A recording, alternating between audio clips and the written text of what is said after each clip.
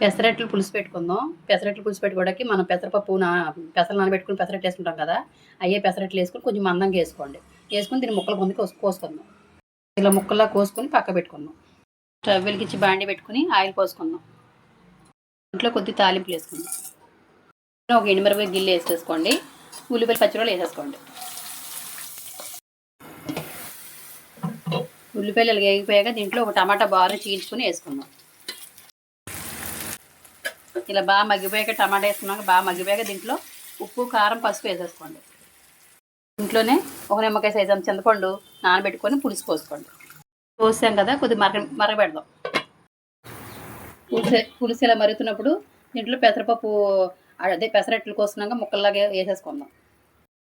పెసరట్లు ముక్కలు వేసేసుకున్నాక కొత్తిమీర కూడా జల్లుకొని సిమ్లో పెట్టుకొని కాసేపు మరగబెడదాం. పులుసు ఇలా దగ్గర పడాక బంద్ చేసేసుకోండి. పెసరట్లు పులుసు రెడీ.